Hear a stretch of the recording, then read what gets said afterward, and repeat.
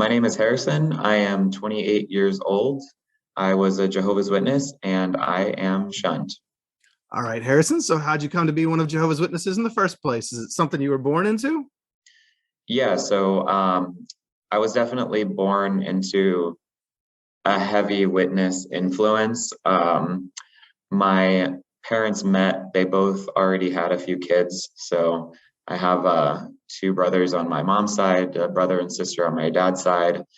So it was quite a large family that came together, and they were both witnesses when they met.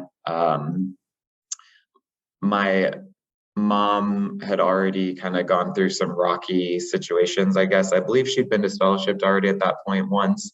But when they came together, as far as I understand, things were pretty actively like in the religion as Jehovah's Witnesses. So yeah, I definitely was born into that and raised in that setting for the most part. Okay. And so you say it goes back as far as your parents, but they were witnesses already? Yeah, so I think as far as like the lineage, my great grandmother on my mom's side, I know was a Jehovah's Witness. She started studying quite a while back. My dad's side, the history, I wasn't raised with him, so like a lot of family history, I unfortunately just don't know on that side. Like I wish I did, even just for genetics and things. Sure. But I'm not exactly sure how that side came into being witnesses. I think my dad might have come in on his own actually, and then had other family members kind of come in also. But I'm not 100% sure on that. But yeah, my mom's side, it went back a few generations. Gotcha. Okay. So this is something that runs kind of deep in your family. It sounds like not just breadth, and that they had siblings and such that may have been in it, but also it runs back several generations, at least on your mom's side that you know of. Yeah, for sure. Okay. Um, so, being raised one of Jehovah's Witnesses, since that's all you ever knew, being born in, what was the worldview that it gave you? How did it make you, I don't know, feel about yourself and the world around you as a little witness kid? Yeah. It's interesting because like my parents divorced when I was very young. I think Okay. I was a baby still. I no more than two, I would say. Um, and my mom got disfellowshipped at that point because they didn't have a scriptural divorce and all of that. Um, so my that period of time is pretty rocky, and of course, just being that young, I don't have the most clearest memories of it. I've tried to like piece together what my siblings say about that time period, but it's just a lot to keep track of, having not personally remembered it. But we moved a lot, so we moved from outside of Austin, Texas, to Austin, and then up to like the Dallas suburbs, and moved around several different locations there. So uh, we never really had like a real strong connection to a congregation, I would say, during that period of time. Like that came later. Um, so I just remember like the rules really of like in school, just like not doing birthdays and not doing holidays. Um, but as far as like congregation stuff, I would guess that we weren't doing that great and like super consistent with it, because I don't remember like a lot of field ministry and like things like that from like up until like 10 years old, I would say. Like a lot of that's just not super present in my mind. So I'm assuming that we just didn't actively do super great. And my mom struggled, like she had a couple kids, she was a single mother, so it was just tough to do that anyways. In addition to her just having like a lot of personal struggles. So yeah, it affected my life mostly, and just those hard set rules that I remember. Okay. So basically up to 10, it sounds like your life was pretty unsettled. There wasn't a lot of stability as far as maybe having to move around a lot. And uh was that kind of a chaotic time a little bit, just as you all had to go from one place to the next? Were there, I don't know, was there anything that was going on at that time in your all's lives? Was it just like job changes or? Yeah, job changes, family changes. I think my family is just kind of chaotic in general. Okay. So like I just remember everyone like a lot of moving parts, just like moving to different areas in the same city, different houses. Like my mom worked a lot. I definitely never was like at a school for a super long period of time. Like I moved schools all the time. I just remember that being like a pain to have to move like halfway through the year and just like a lot of that was going on. My mom definitely struggled with alcohol too. So that added a lot of just not consistent like circumstances. Sure.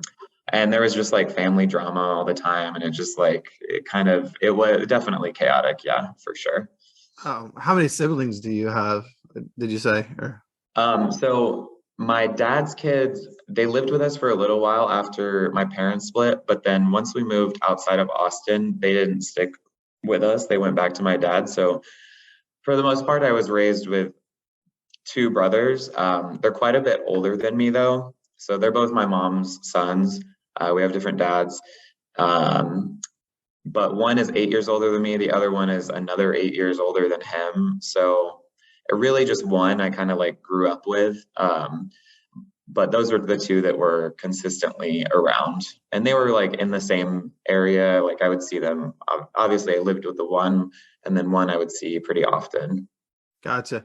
It's tough when there's. I mean, yeah, you grow up together, but when there's that big of an age gap, I'm what well, we don't celebrate birthdays. It's hard to remember everyone's ages. But I think I'm about 10 years older than my youngest brother and 20 years older than my sister. Yeah, And so, yeah, we grew up in the same house at times or whatever. There was some overlap a little bit there, especially with my brother there. But you just don't, you're in two different worlds at yeah, those exactly, ages, exactly. Yeah. especially perceptually from that perspective. Um, so your home, were you all regular in family study and things like that? I would No, assume your no. mom was just so busy trying to make a living and keep a roof over your head and dealing with her own issues that might not happen. Yeah, I mean, like yeah, we definitely didn't have a consistent study routine. We were like always late to meetings and um, certainly not. I don't even think I really knew what it was like to be like prepared for a watchtower study or anything until like much later in life. Um, so yeah, it's interesting. It's definitely like there wasn't a lot of consistency. And then on top of that too, there was just a lot of, it's funny looking back how many different characters kind of just come into your world circle when you're a kid. Like my mom had a few boyfriends and a few like best friends, like sisters from the congregation. And like a lot of those people just would come into my life and like have an impact, I would say. But then it's just like time just keeps moving, and obviously some relationships just like grow apart. So my mom's relationships would kind of be the same way. But with that, like came a lot of bringing us along with that chaos. So at one point, my mom got married to someone in California, and it just happened really fast, and we moved over there for a period of time. And that was around when I was like around 10, I would say, for sure, like 9, 10. And that was just a prime example of like the chaos that happened. We moved out there. My mom like quit her job and everything. Um, and then they were a huge family that we lived with, and like they were witnesses, but they also had a ton of issues. And it ended up just kind of totally blowing up. And I would say like 5, 6 months. So then they split and we moved back to Dallas. Um, and we really didn't have anything at that point. And I think that was the end of my like first Texas phase. Because at that point, my grandma had moved to Oklahoma, and that's when we moved to Oklahoma, which I feel like is like, in my mind, the next big chapter of life for me. Okay. So it sounds like so the Texas phase also involved at least a little California. Yeah, some California, some Arkansas, some just like everything. Okay, so you all were moving, but it's not like you all were just moving from, I mean, I know Texas is enormous, so Austin to Dallas is a pretty decent distance, but I mean, you can go even farther there, but you're changing states. You're not just moving within the same little locale. It's not like you just moved from outside Austin to inside Austin. You all are making some pretty big moves, Yeah. especially as a kid. That's kind of tough. Yeah. And I wish I had like the timeline a little bit more succinct. I don't obviously, but I think that's kind of indicative of just how like crazy it was. Yeah, I'm picturing a map with lots of strings and push pins. Yeah, Oh, it's definitely very that. And again, like I said, during that period of time, I would say that we had like one pretty consistent congregation. And I remember like people from that congregation just kind of like coming around, like someone having to like trying to have a Bible study with me and my brother, and how we just like weren't consistent with that. So I remember like a lot of those details, but yeah, the timing of it is not super clear. But yeah, Texas ended around like 10, 11, I would say. I returned later, but yeah, that was kind of the end of that phase. it's interesting to I'm just trying to think about it through your mom's perspective. Obviously she was dealing with a lot. She had kids to raise, trying to make a living, sister in the congregation, so you're looked at a certain way. A sister who's previously been married, so you're looked at another certain way. Yeah. And then unfortunately, I think women were encouraged to seek their identity to some degree through a man in the congregation. So it's, you're an elder's wife, or you're married to this person, and it's really kind of sad. It was very sad. And I would imagine, your mom was really having a tough time back then. Oh, yeah, I'm sure. And like, even though I don't really have a relationship with her now, I look back with understanding. Like, her upbringing was terrible. Like, I can't even, the things that I've heard from her, from other people in the family, it's a really rough upbringing for her and my aunt too. So I do believe that she was doing her best, but yeah, of course, it's difficult when like that that is the thing. And also there's just such intense scrutiny and pressure and expectations from these people in the congregation, who, even the most well-intentioned ones, like there's only so much you can do to help out, really, within the limits of like what they tell you to do and stuff.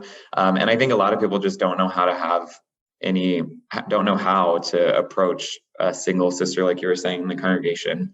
And she had been disfellowshipped twice at that point. And unless you're like a beaming example of someone who's still at all the meetings and still out in service, then you're kind of looked down upon by, I'm sure, a good amount of people, especially in the South, where it's just like there's even more of that kind of built-in Christian whatever, like just into the culture. So even that has an impact too. But yeah, like I give her credit where credit is due. She tried in a lot of ways. She failed in a lot of ways, but Oh she yeah, tried. sure. At the same, she probably had good intent, but she still hurt you kids, and had an impact in that way, because she was dealing with her own demons, so to speak. She had her own unhealthy parts and unhealed parts of herself that she, obviously, it sounds like maybe even today, doesn't talk to you. So I'm guessing she's still probably in a lot of the same places. Yeah. And I mean, I'm sure my relationship with my mother is a huge like impact on my upbringing and stuff. So I will talk about it a lot, but I will say like all things considered, I think that she did the best that she knew how to do. And with the circumstances that she was given, I still think she, I try to have a spirit of understanding with that. Yeah, absolutely. It's trying to hold both. Hey, this hurt me, but also I understand it wasn't intentional. Yeah. And she did the best she could with the tools and the circumstances and the past history and whatever, base psychology and biology and such that she has. Everybody's doing their best. We just are all on this spectrum of unhealthy to healthy, somewhere in there, hopefully trying to grow and as we go along life. And so, yeah, it's definitely not to demonize anybody. I think all of our parents did the best they could with whatever tools they had. Most Sure. parents would. So as you look back, how was it for you being, were you seen as like the fatherless boy in the Kingdom Hall? Were there people who tried to take you under their wing at all or anything through this process? Yeah, I mean, I think so.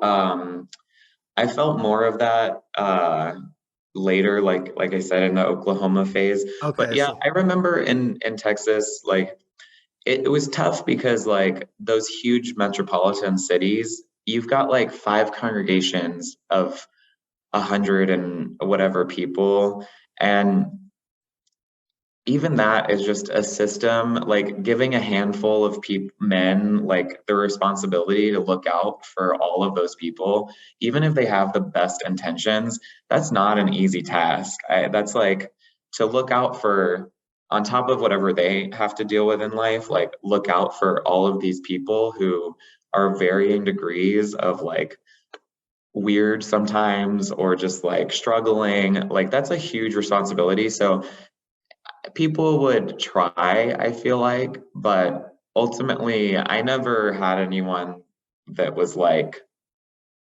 that type of person in that phase of life for sure. I remember like the Bible studies, or someone would come and study with me, which was fine, but even that didn't really give me like a lot of structure. I don't remember at that time. I'm sure that I was viewed that way, but the kids of someone who is like a single parent in the congregation end up kind of suffering too, because whatever reputation their parent has, whether people mean to or not, it has an impact on how they view that kid. If my mom was struggling, then there's certainly going to be people in the congregation who just have a bad attitude and kind of give up on the kid before they even really have a chance. yeah, you get punished for the so-called sins of your mother. So Yeah, and absolutely. you're seen through a certain lens that is really unfair. Well, it's all unfair, but especially for that to be put off on you kids, that should be the time you would think people would rally around you guys and try to help. But unfortunately, again, people are busy and there's a lot going on.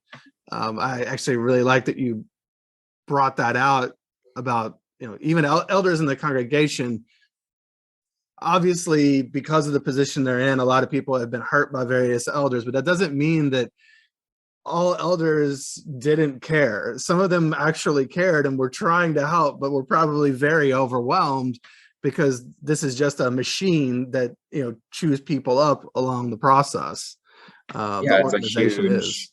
it's a huge like undertaking, and unless an individual is like really taking care of their spirituality and doing all of that stuff, then they're probably going to be a mess. And like like it's a it's really not fair to ask an imperfect person to um, take responsibility for other people's well-being. Like you can do your best and everything, but to have like an expectation that all of that, it's all too much. Like it's just a lot. It's not fair to anyone really in the end. No, everyone suffers in the Yeah. end to some degree.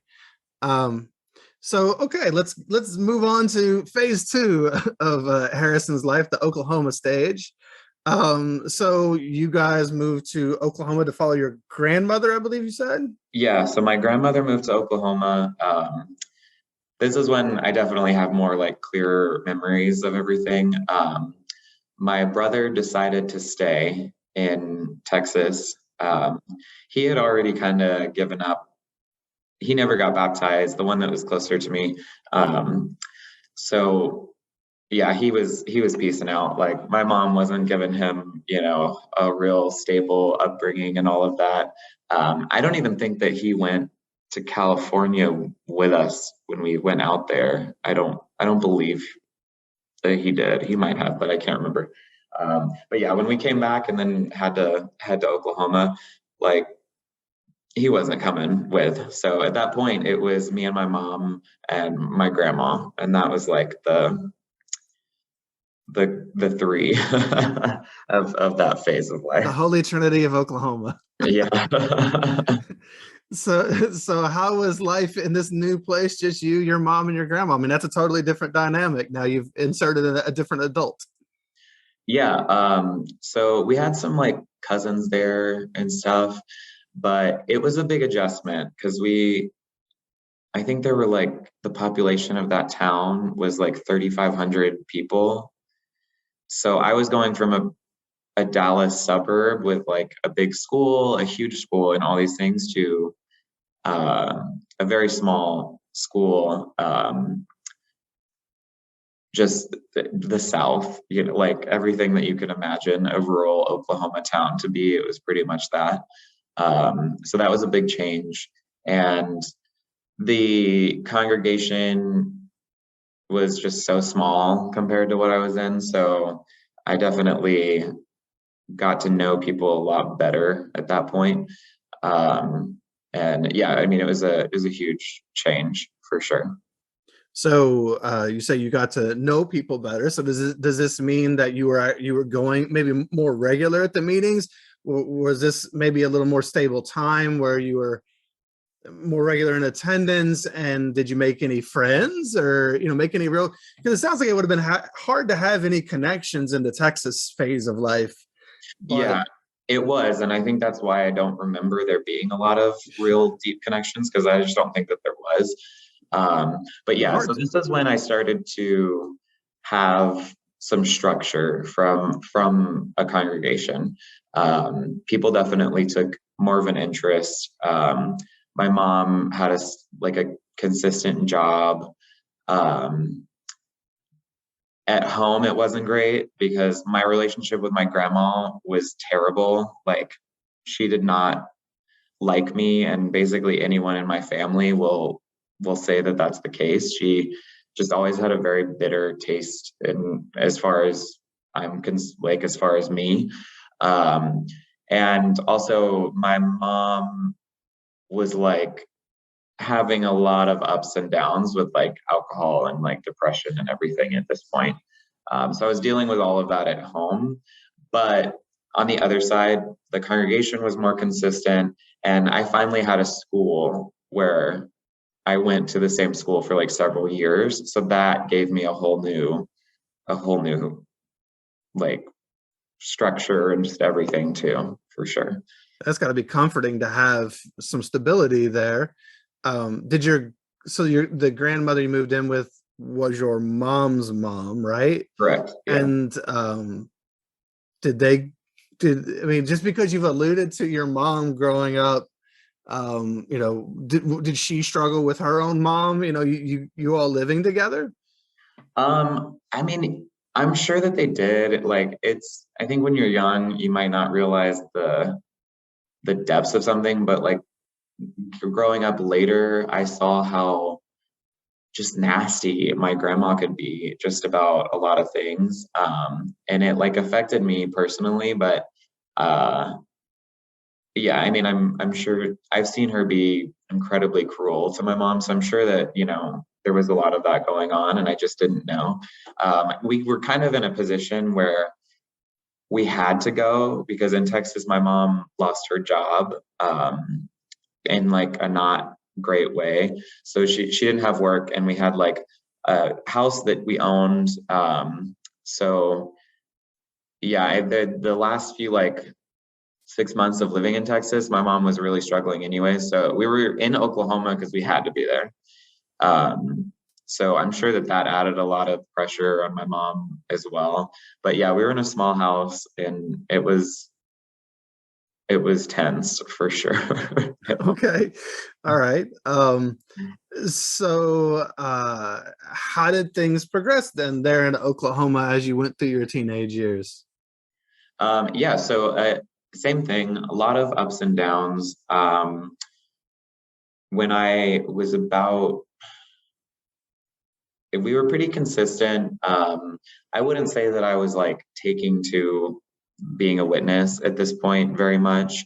Um, and like also in the background of things, like I found like porn at 8 years old, and particularly gay porn. So I also was already well into having those feelings and everything.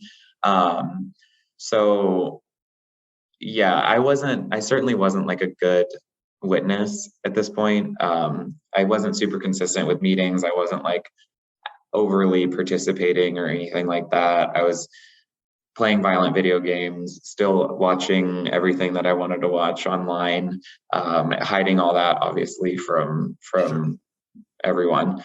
Um, but yeah, school was interesting. I feel like in school around that time, like 12 to 15, 14, I started to like develop more of a personality. Um, and I was pretty well liked at school, but I still got bullied for like being called gay and stuff a lot. So I was like dealing with that at school.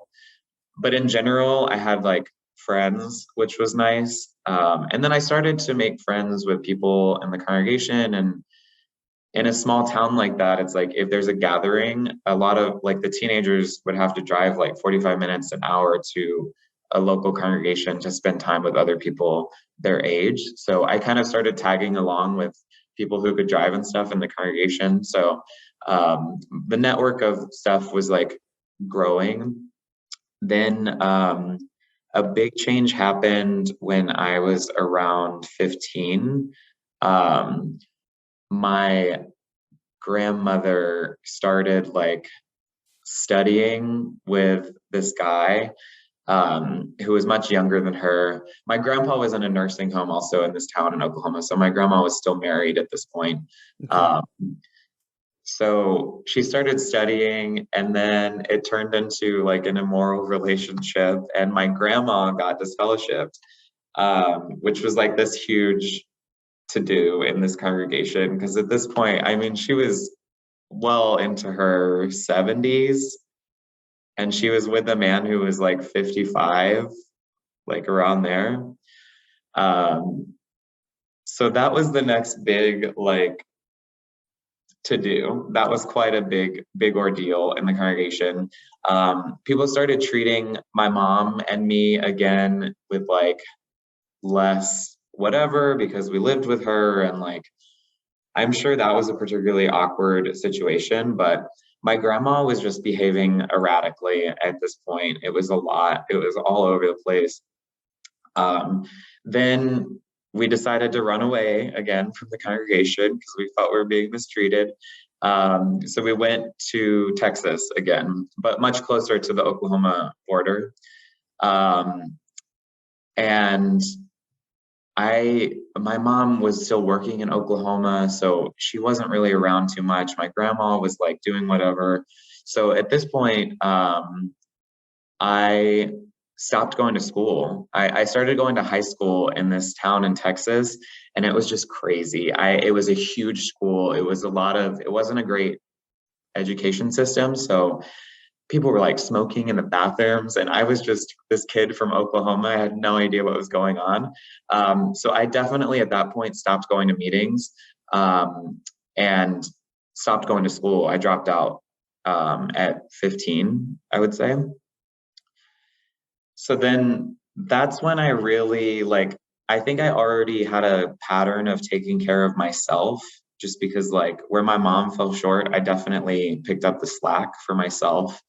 Um, and then like 15, 16 is when I feel like I really came into my own as far as like just growing up fast. You know, I felt like I was already starting to have to behave like an adult in a lot of ways. Oh, wow. Uh, so then after that, we moved. My grandma got reinstated, then she got disfellowshipped again with the same guy.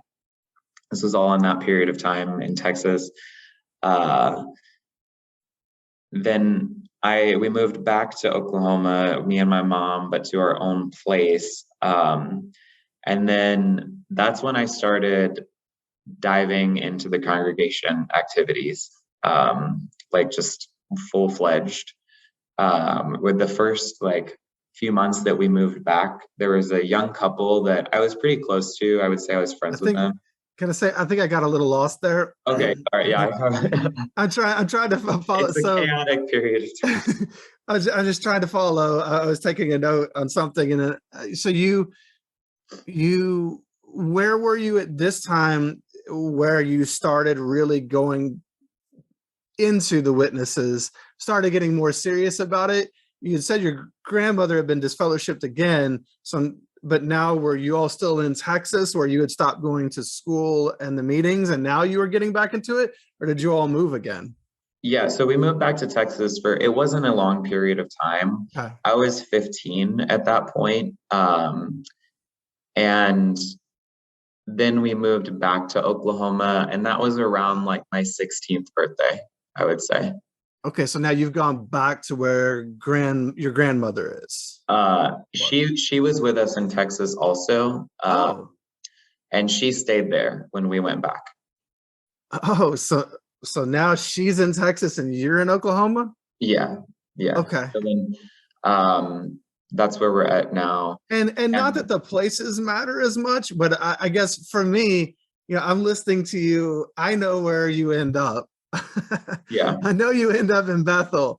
So I'm listening to a story of a kid who, from the time he's 8 is starting to get into gay porn, who is feeling untethered in so many different ways, not really taking to the truth, so to speak, very unstable. And so I'm trying to understand, what it is that suddenly makes Harrison, who so far has been fairly detached from this, even though you've been exposed to it, like, what is it that makes you, what that flip switch for you that ends up with this kid who's been very detached from all of this getting to Bethel, right? Like Yeah. what it is that starts you down the path of suddenly, I mean, not just, I know it doesn't happen that quickly, but what makes you start taking it so seriously? Is it because you felt out of control and were seeking it and some stability here, or, just wondering what it was for you that made you start getting into it in the first place? Yeah, I think I should backstep just 1 second on Sure. I did get baptized when I was 13. Oh, okay. I shouldn't have. Looking back, I'm shocked that I did. I knowingly did it thinking this is something that I feel like I probably just should do. I'm shocked that it happened because I definitely there's no way that I like qualified looking back with like how chaotic my life was. There's no way. But you could answer Um, the questions, right? yeah, I mean, I answered the questions. You study the book. It's basically open book. Uh, I know. I for sure got a few questions wrong too. Uh, That's okay. I mean, they'll allow that at times, obviously. What and prompted you to want to, what made you take that step? You said you felt like you should. Were you yeah, doing it to try to save the family, please someone, get some praise? What were you hoping to get out of doing that at the time? I think I just felt like I should for whatever reason. And at It's that what people time, do. this is when I was like running around with other like Jehovah's Witnesses and stuff. So, um, yeah, I mean, it just felt like something that I should do. But clearly, I didn't even remember to tell you that that happened. So it clearly didn't make a huge impact.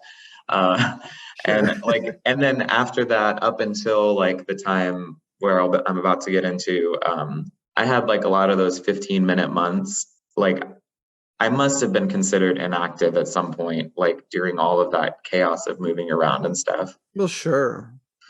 What option do you have? You're a kid. How are you Yeah, going to get out anyway? yeah. And so 16 is definitely when like the the next like phase happened for me. Um, so as far as like the schooling and everything, like I said, I dropped out. I was a very ambitious person though, still. I wanted to like make money and start working and figure out what I wanted to do and everything. So I studied and got my GED. An elder in my congregation drove me to go take the test, and I passed because like my mom couldn't do it. Uh, so this is when I started to like really form, I guess, like a critical thinking ability, or I'm not sure exactly what it is, but I started operating with a lot more purpose.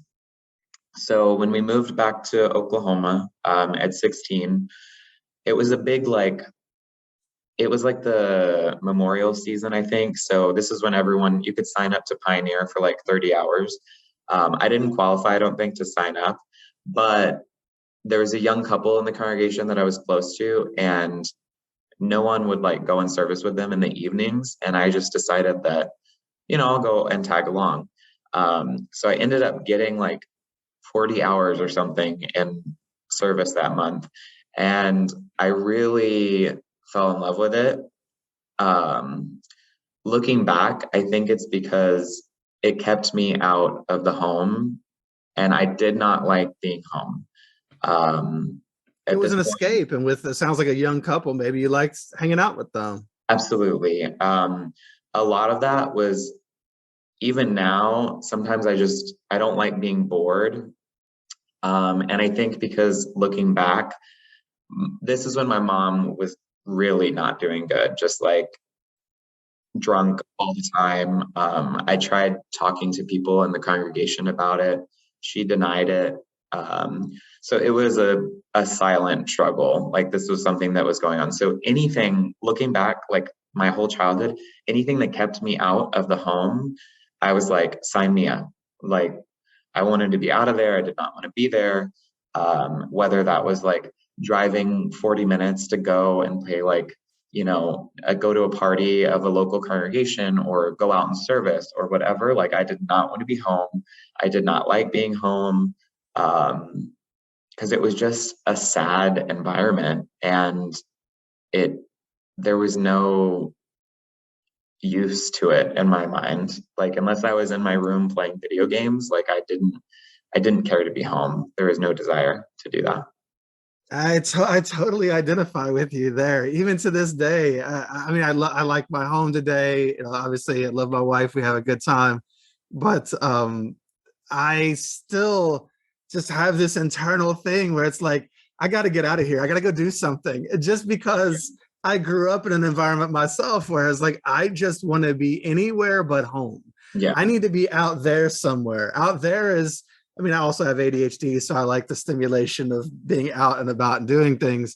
But it comes from trying to run away my whole life as a kid. I didn't want to be home ever. Yeah.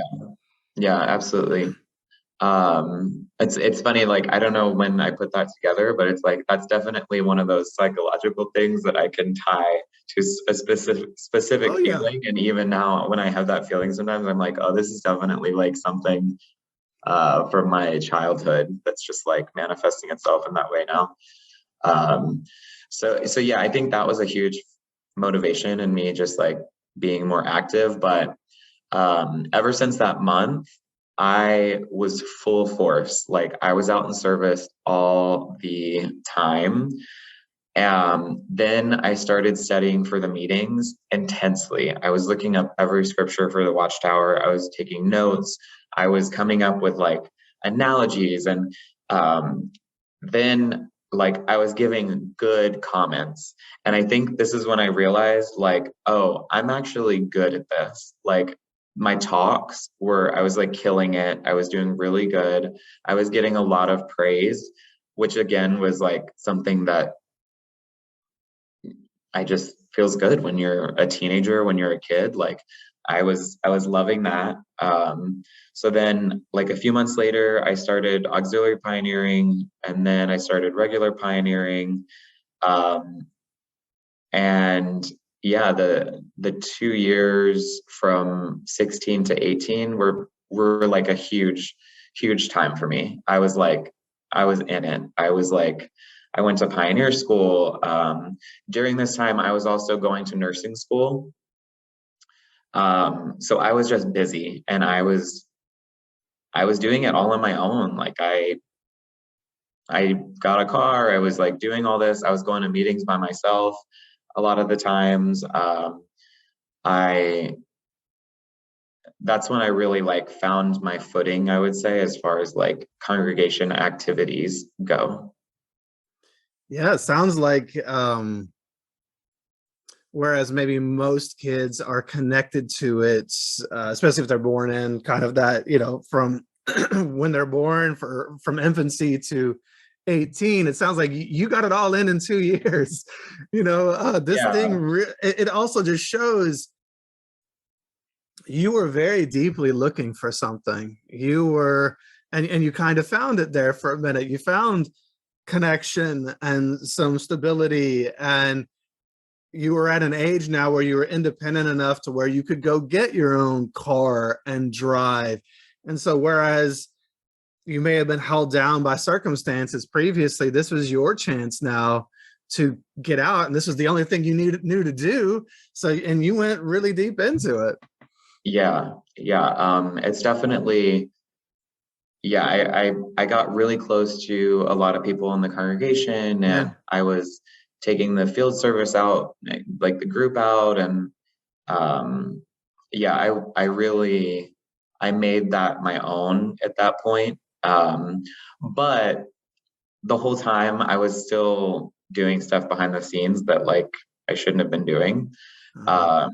As far as just like internet usage. So I was still like watching porn, and also like I knew I was gay too, for sure, during this whole period of time.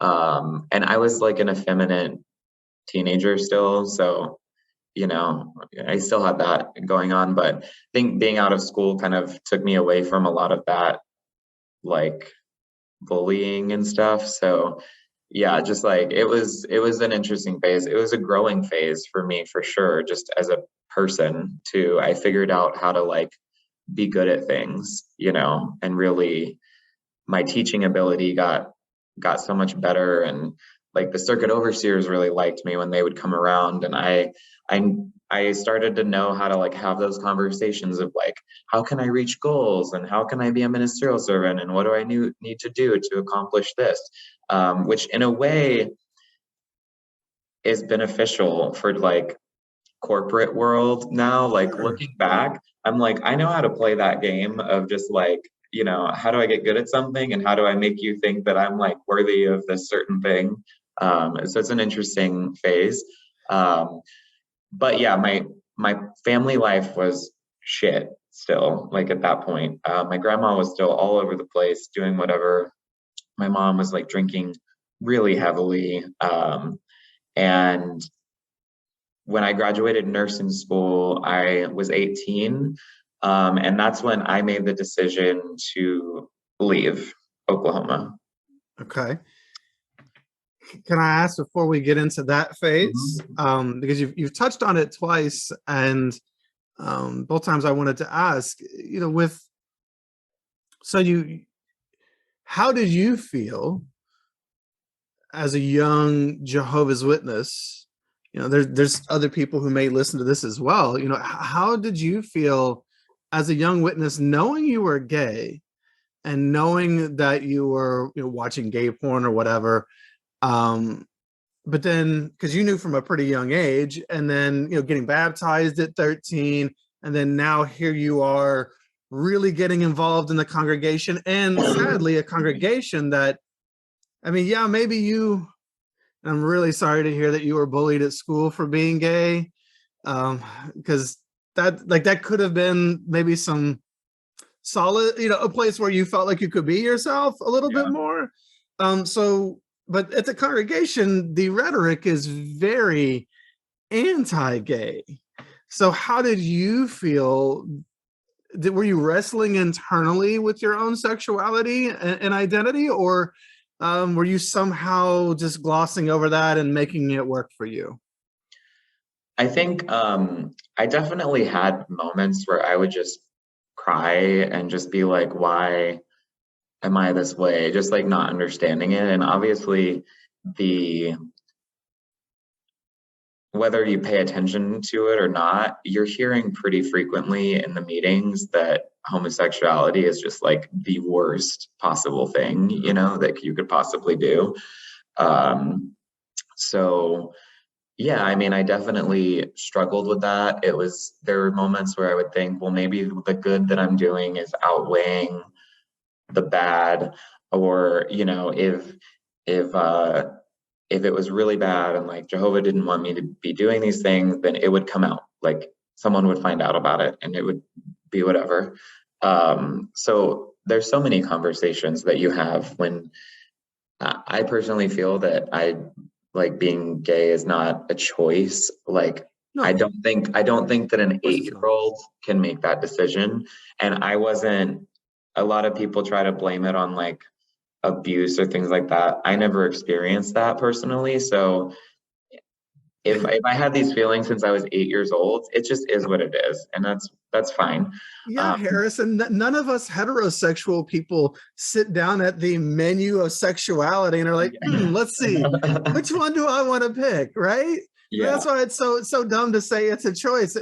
We are who we are, and So all these sexualities exist everywhere, including the animal kingdom. I mean, we're all just creatures. Yeah, I think it's bound to have, it's no different than if magazine like the Watchtower said that being a brunette is a sin, that you're not gonna like get into, it just like is who you are. So whether you fit much thought or not, it's bound to have like an impact on like my self-esteem was terrible. I overate. I was like very overweight during my teen years. I didn't take care of myself at all. So yeah, of course, like that, you're being trained, and if you're, a witness and you're out in service and you're doing Bible studies and all this stuff, you're educating other people that it's a sin too, which is just like it has to be like a mind fuck to yourself, if that's who you are. So yeah, I definitely had a lot of different thoughts. I never told anyone anything though. And I think it's actually interesting because looking back, I've met so many other gay Jehovah's Witnesses now. That extemporaneous speaking and that like flamboyancy can actually really manifest itself in as a really good speaker, because you can be very like energetic and engaging to people. So yeah, I think like even in the congregation, I probably was like giving flamboyant talks and things, but they were engaging and people like enjoyed listening to me talk. So I never really got any like specific counsel or anything. I did it at Bethel later, but I'll say that later. But excuse me. So yeah, it's just there's a lot of different feelings that come with that experience. I'm glad. I appreciate you answering that. There's a lot of other people I've talked to in the past who also kind of felt like, well, maybe I can do enough to kind of outweigh this thing, that I'm struggling with, which sadly you shouldn't even have to struggle with. That's just who you are, and that's fine, good, like anybody else. But also,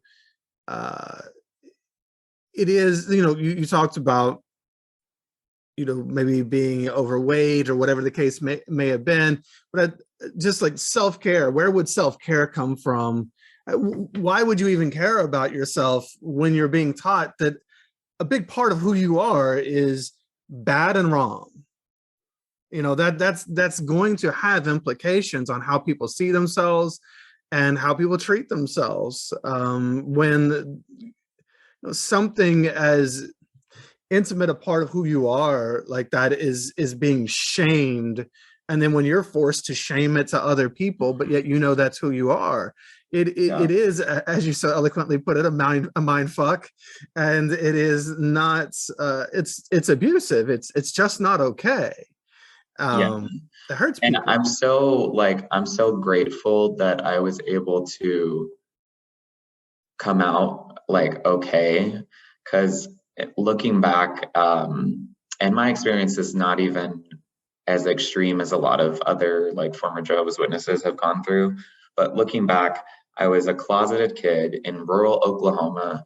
My home space was dark because my grandma was not nice to me. My mom was deeply struggling.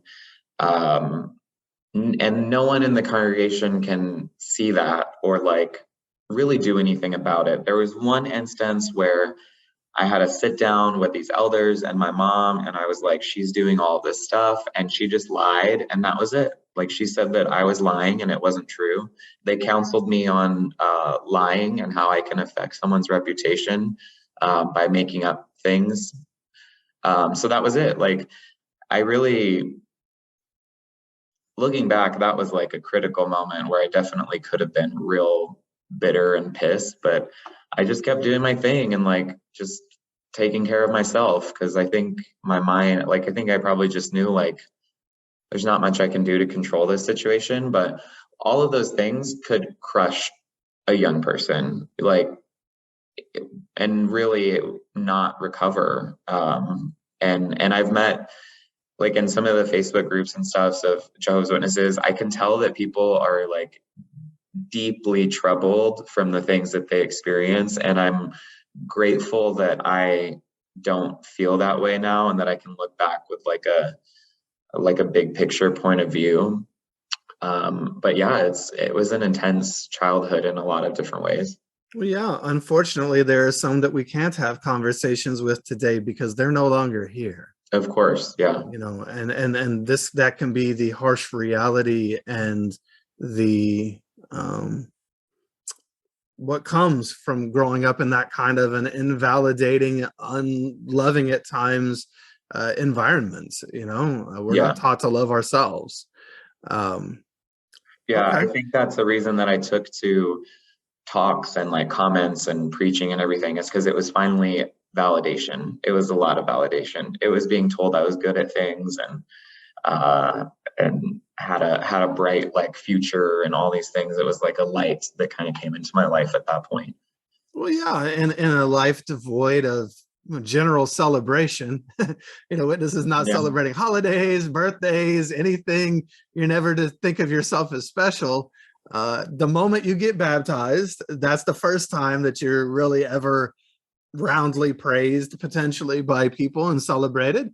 And then as pioneer or do some of these other things, people look up to you and you finally are somebody. You finally feel like you are somebody, at least. And yeah, of course, that's intoxicating. It's attractive to anyone who is being has a withholding in the rest of their life of those things, Yeah. or an absence. Yeah.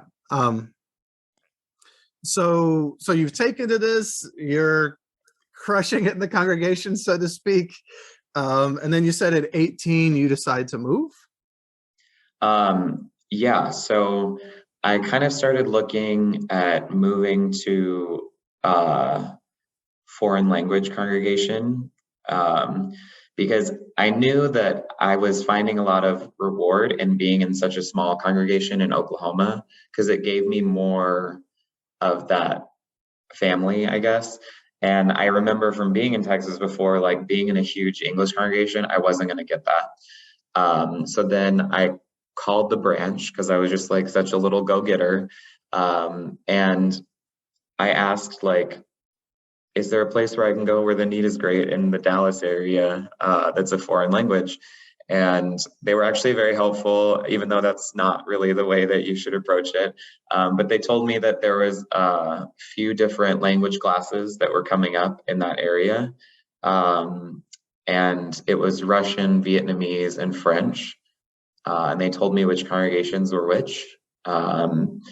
So yeah, I got announced as a ministerial servant, and that same meeting afterwards, I remember it was so funny. I took a couple of the elders to the back and I was like, there's something that I have to tell you. And they were like, oh no.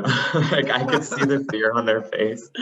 And I was like, um, I'm moving, like I'm leaving. I'm going to Texas. I went to visit the Russian group for one meeting, and I thought it was so cool, and I thought it was interesting, and it was something that I really wanted to be a part of.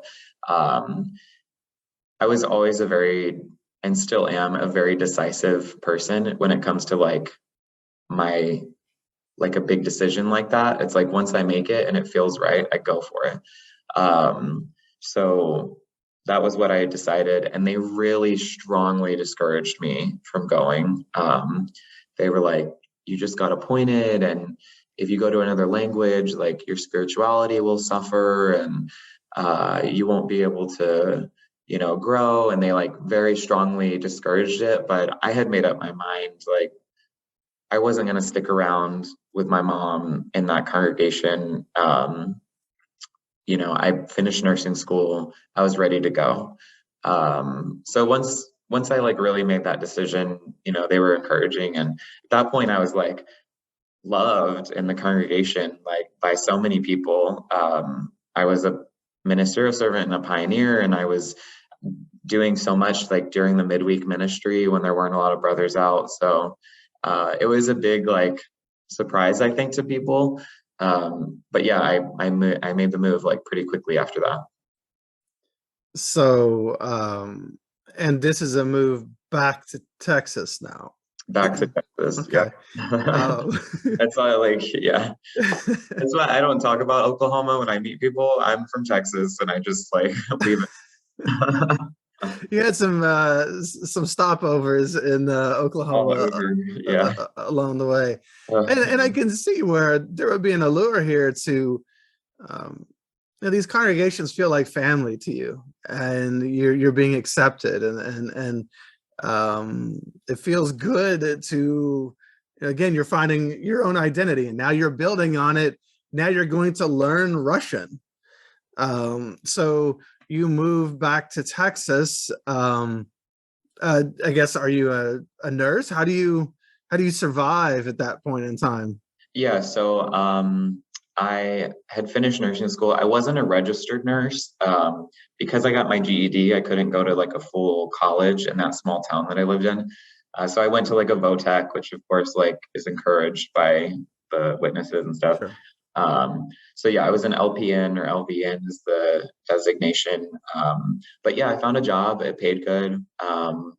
And I lived with some cousins that I had for a period of time, and then I got my own apartment.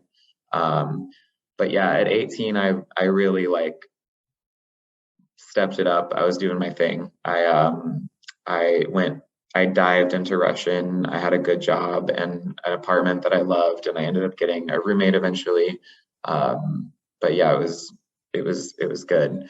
I also I took to the language really, really well. Yeah, I was going to ask what that's like trying to, because you're just being thrust into a new language. And how long do they give you to get good at it or good enough to where you can join the congregation? Well, so it was a group. It was a Russian group that was in an English congregation, Oh, but they had like a majority of the meeting. They held them in the back room, so it was small. I think there was 18 people in the group at that point. But yeah, I took to it quickly. I did really well in the class. I thought it was interesting anyways, and just like I had never really put so much effort into learning a foreign language. Um, and again, I was finding even more validation because, like, as much as they needed brothers in English, they needed brothers in these other languages.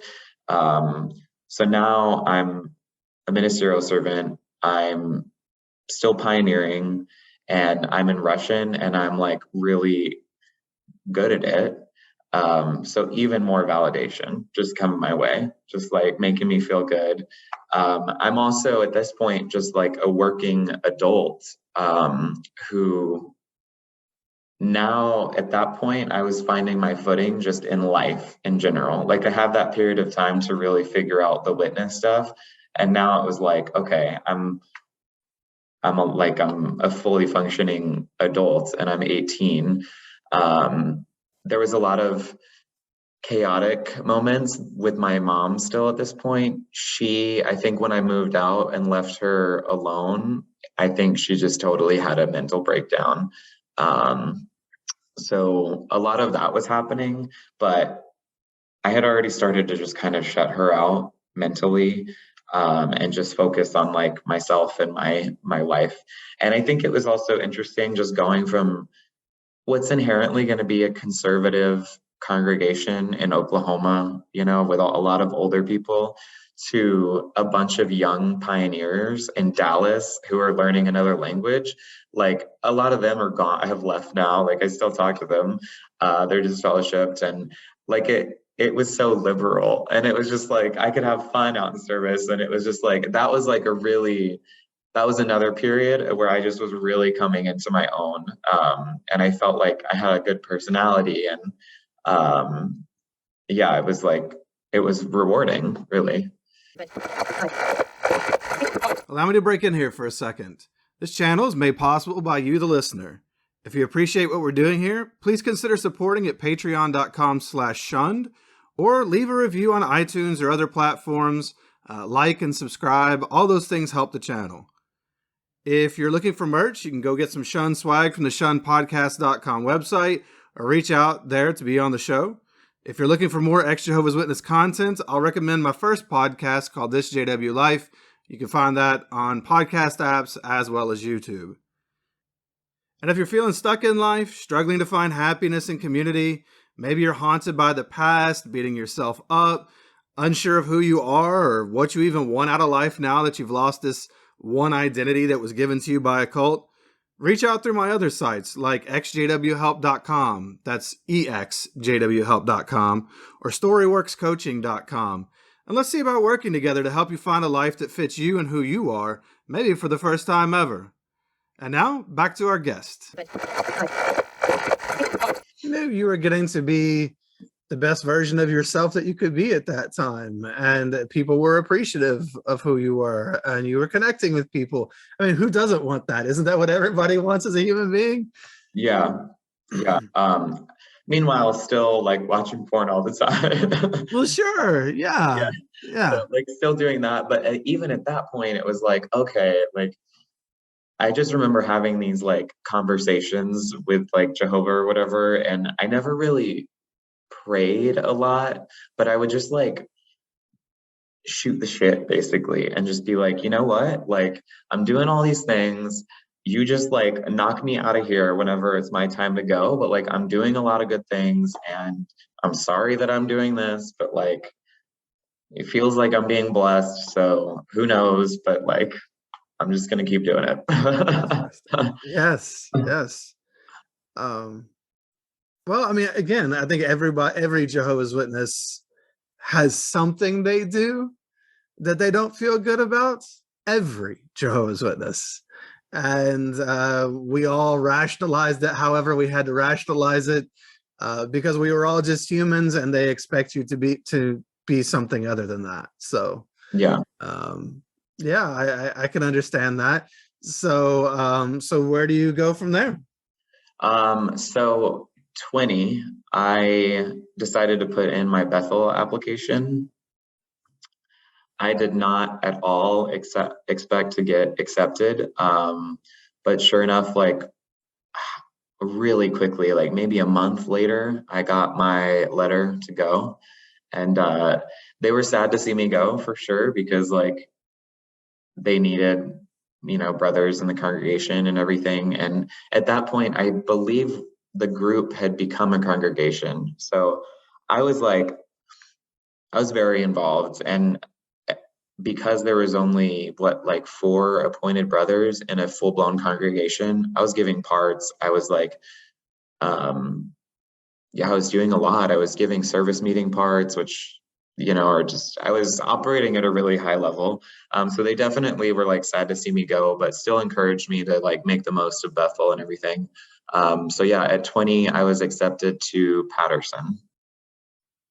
Um, so wow, because you invested so much into this Russian congregation, I would assume, just I mean, learning the language and all of that. It's honestly, when you think about it, it's a little strange that Bethel would even want you. You would think that they would be like, "Hey, we've got other people we could take. Leave this guy where he is because he's really helping this young congregation, small group, whatever you want to say." Um, it is interesting that they would just quickly hop at the opportunity to take you on, because you were already doing something really, really good for them. Yeah, I think it helped that I was a nurse. Like I think that that was a factor probably in me going. Honestly, the Bethel application process, I feel like is just a checklist and a numbers game. Like I don't really think there's a lot of I'm sure they pray about everyone and all that, but it's a it's a business, it's a corporation. Like you're getting a million applications, I'm sure. Like it's just if someone checks the right boxes, then you just sign them off. Um, Well, of course, that is what it is, and I mean, um, you're already doing everything that you're doing while doing something that you shouldn't be doing in the background, right?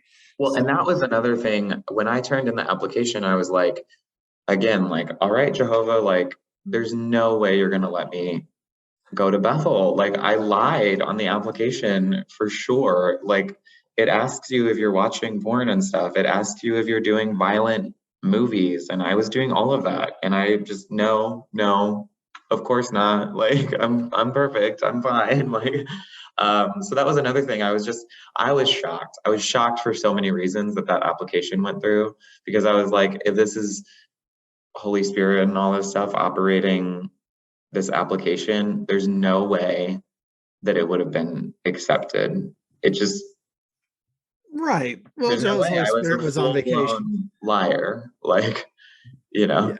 know. So yeah, But but yeah, isn't I that went how it in works October though? 2000. Doesn't that kind of show something about Bethel? Because I know people who were honest on their application, and of course they didn't get in. But those who are dishonest will get that fast track. Yeah. So I think that shows a little something. Yeah, it does. And like even I was it's so funny how like you can get fixated on little things when you're like in the religion. Initially on the application, I remember I had just watched The Avengers and I went when I went through the question of like, do you watch violent movies or whatever, I initially wrote yes. And then on the application they were like, well, what is this? And I was like, well, I mean, I watch like superhero movies and I feel like technically they're pretty violent. Like, but I was like, I don't know. And they were like, no, you should change it to no. Like, that's not really like what they're referring to. And I was like, okay, so I did. But yeah, that's Bethel. In my 4 years there, I came to have a pretty good understanding of a lot of different things. Oh, I'm sure, and we'll talk some about that. But I'm sure that so. Let's just say that it's not a reflection on the people who are trying to get in that they would lie. You're put in such an unreasonable pressure cooker. All Jehovah's Witnesses are, that all Jehovah's Witnesses become good liars, whether they're lying to themselves Oh yeah, about the things they really do or yeah. whatever. Denial is the way of life as one of Jehovah's Witnesses. Oh And yeah. so they're all good liars. Oh yeah. I got good at lying for sure. Yeah, I was too. We all were. It's how you got by in circumstances that were unreasonable. It was your coping skill at that Mhm. at that point, which obviously isn't the healthiest, but that's what you got to do to get by. So you do Yeah. what you got to do. Um, so okay, so you're accepted into Bethel. So what was that like for you? It was interesting for sure. So yeah, it was night. This was October 2014. So Yeah, I went to Patterson. I drove up from Dallas. It was a big trip. And yeah, I really didn't know what to expect out of it, honestly. I didn't know like a lot of Bethelites before, unless they had been to Bethel in like the 80s and they talked about it or whatever. But yeah, it was a whole new experience. I got assigned to the laundry department, and I went from like kind of always just being around a lot of adults. Like I always had gravitated to like couples in the congregation, just like older people in general, um, to working with a bunch of like 19-year-olds in laundry was a huge adjustment. And I was probably had a sense of pride because I had already been doing all these things. Like I was really busy as a ministerial servant and I was really all of this. And I definitely, you just get lumped in with all of the 19-year-olds when you go to Bethel. You're now just one of many. Of course, yeah. And also it's just kind of there's kind of like a bullying that's just integrated, I feel like, into Bethel culture, and whether it's like hazing in a way. Um, and my like arrogant 19-year-old self did not like all of that. I just didn't like it. Like at that point, I had found enough understanding and like thinking in the world that I felt like I was just a reasonable person. And I think that that's what made me really relatable in the congregation. But to come and just have like people talk down to you because like you're young, I just didn't like that. Like there was something so off-putting about that to me. Um, but I did it, and I played the game, you know, like you do. So what is the bullying and the hazing? And I mean, that has to be a huge change for all these young brothers who are coming up there because they were excelling in some way. And so everyone, I'm sure, was praising them prior to going up there. So when you get up there, what is the bullying and the hazing? Is it just you're viewed as just one of many, or is there other specific things people do? Yeah, so it's like when you're that age and you go, you kind of get assigned to one of like a few different departments: laundry, kitchen, the dining room, or like if you're at Walk Hill, maybe like the printery or whatever. But like at Patterson, it was laundry or the kitchen, um, or maintenance. I forget what building services was what they call it. Um, and yeah, like the overseer of the laundry department was just straight up an asshole. There was no questioning it. He was a total dick to everyone, except the sisters. He was very nice to them, but like to the young brothers, rude, just rude. Like I had there's a few examples I can think of, like a couple years into Bethel where I had interactions with him, but like just first of all wouldn't acknowledge me barely, like when I first started, like barely acknowledges the new people. Um, and that was pretty shocking to me to just see that type of environment. And it was like a work.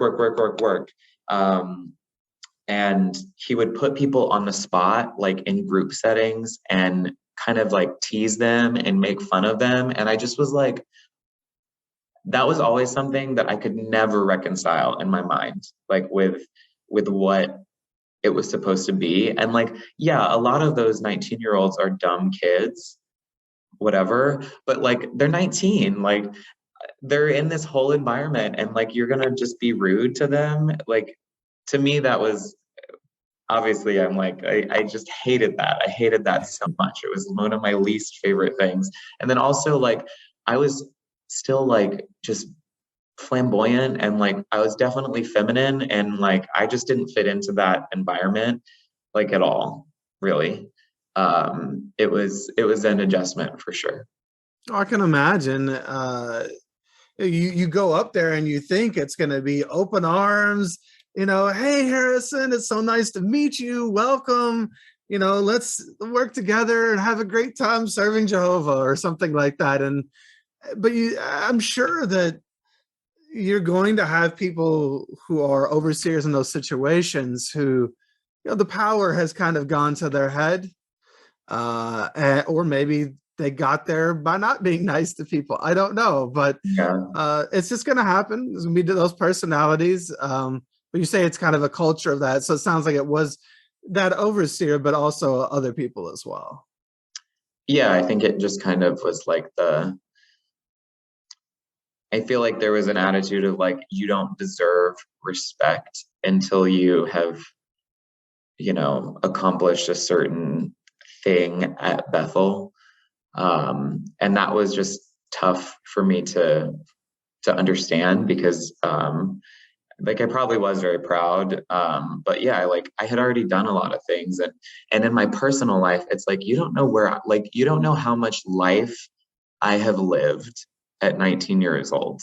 Like you have zero idea. So for me to come in here and for you to just blatantly be so disrespectful to me and other people too, like it's such a lack of reasoning, and I couldn't get behind that one. I just didn't like that. So what was the rest of life like there at Bethel? As a isn't I don't know if they still use this term. Aren't new people sometimes called new boys? Yeah, like new boys, I guess. It was it was just kind of an interesting experience. I still was doing really well. I was in a Russian congregation. So Ah, that part I still enjoyed a lot. I took to laundry eventually. They had me like work with all of the big washers and dryers, which was an incredibly physical job. Um, so I started losing weight and like getting muscular, which was a change. Um, then they had me work overnights, which was really, really rough and just exhausting. Um, and then I turned 21 at Bethel. And that's when things really started to like, that's when things started getting spicy for me, anyways. Um, yeah, drinking at Bethel is a huge thing, like yeah, I've always heard that. a huge thing. So yeah, once I could start drinking, my guards started to get down in a lot of different ways. And I also just started to see like human interaction like at its best and at its worst too. I met a lot of people who were just I related to because they were so reasonable and like they understood that Bethel was not like the be all end all, and they just had like such a perception that I really appreciated. And they were still like very like spiritual, but those are the type of people that I really took to. But then I saw a lot of people who were miserable, like they were definitely gay or they were in an unhappy marriage. Like some of the wives that I worked with, their husbands they worked all the time in their Bethel department. Um, a lot of those dynamics were not something that I had seen a lot of, but you automatically just get exposure to all of these witnesses from all over the world, really. Um, that was really interesting. And that combined with like people getting in trouble for, whatever they would do, or people getting asked to leave, like the drama of Bethel. I was gay and I was just like, oh, the drama, I love it. so so when someone is asked to leave, or someone gets in trouble, as someone who's never been to Bethel, is that something that is announced at breakfast to everyone, or at a like how do you all know, or is it something where the person is just no longer there and then the rumor mill starts and people start talking?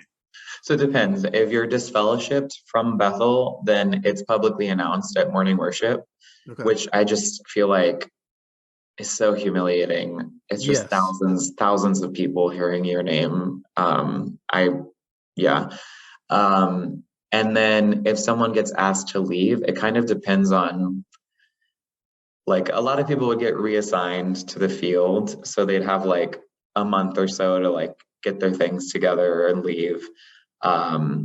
It was never announced why, but obviously, like rumors, people just love to gossip and talk, especially Jehovah's Witnesses, because they're probably just like bored.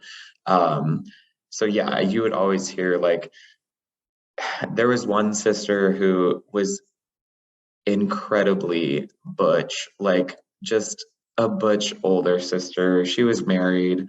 Um, she was a lesbian. Like she would be in the gym every morning and I would work out with her and she was always so friendly and nice. But like she's someone that got publicly announced. And of course, like as soon as it happened, just like I always hated that too because people would get announced as disfellowshipped, and you'd have the people who were just like, well, that's not surprising, and well, I'm sure that she was doing this, or you know, then you'd have those that be like, well, we really need to respect the privacy, and like, you know, it just like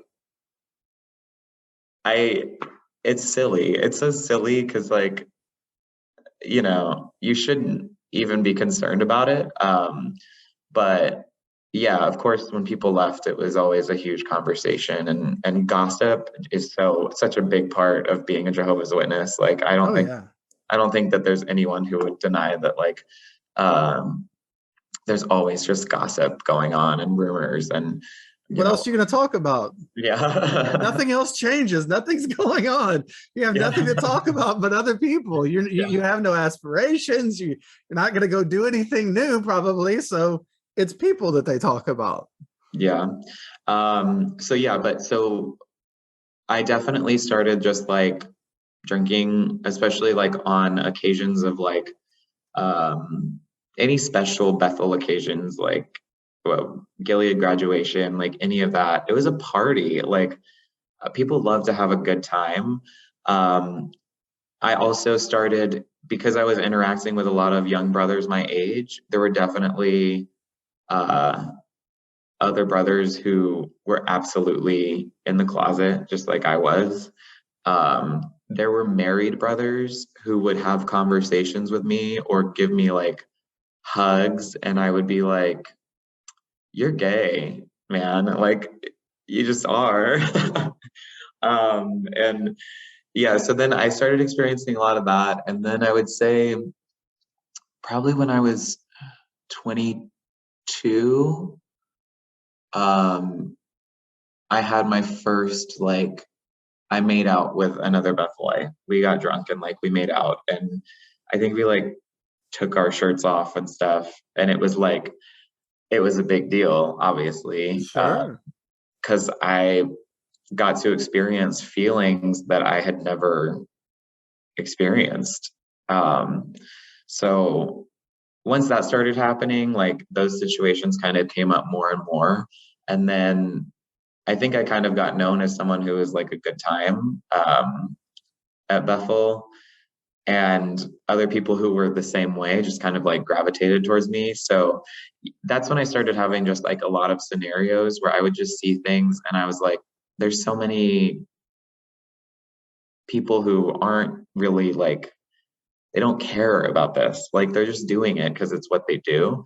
But yeah, I would see brothers like snuggling together, and I would see like wives just fully flirting with single brothers, just like not even not even like no shame, just fully flirting. Um, and it's interesting, someone that I know who was at Bethel, I always thought that about his wife. Like I would see her, and sure enough, come to find out like she had an affair like while they were there.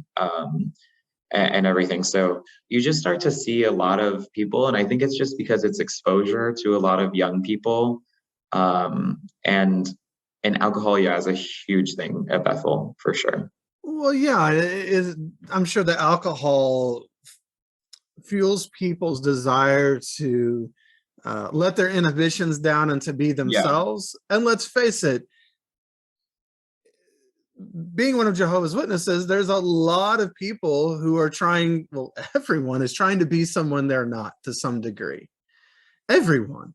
yeah, And so, yeah, how many people in the organization are married to somebody because Well, the only way you could get married, have sex, was to get married. And so you were young and you got married to somebody, and who knows who they are, much less who they want to be with the rest of their life at 18, Yeah. 19 years old.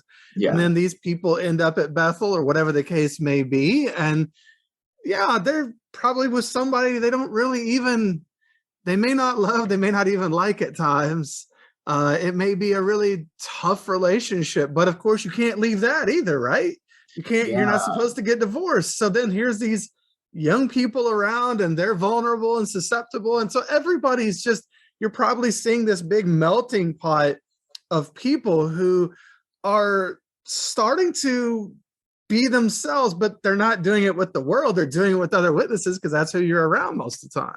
Yeah, no, for sure. It was definitely, um, it literally, I mean, it is like going to college Hmm. in a way. Yeah.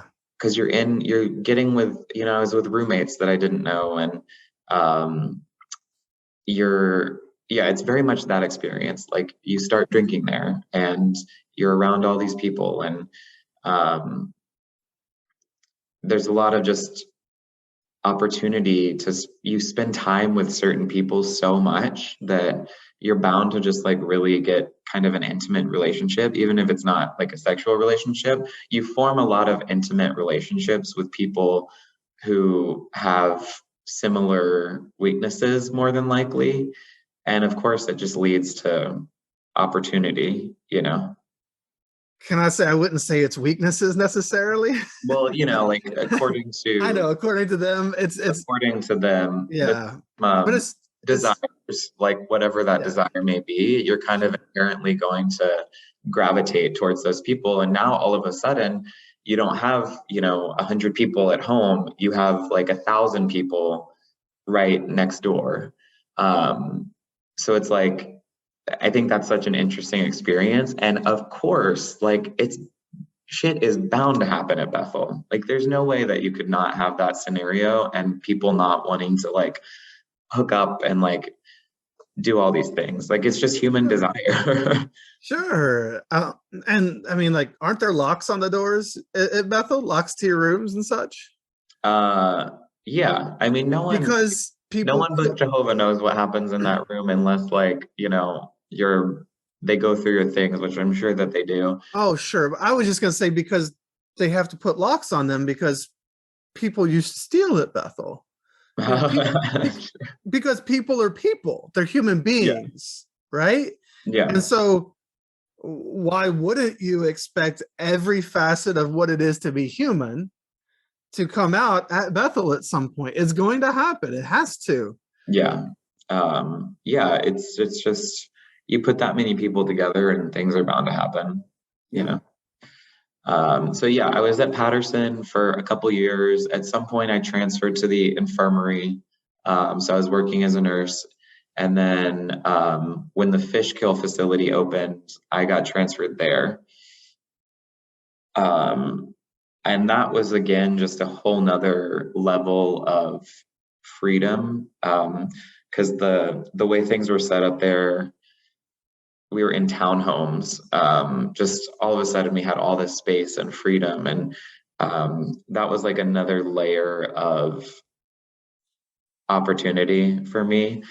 And that's where I met uh, a group of brothers who were all doing the same thing I was doing, like doing stuff on the lowdown.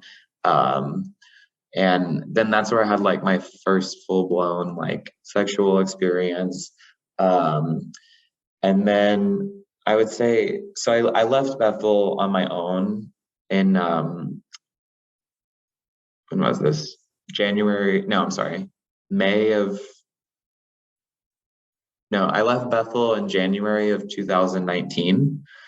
So not super long ago, really. And then I stayed in the area to pioneer in the Russian congregation for about 6 months. And with everything that had happened, I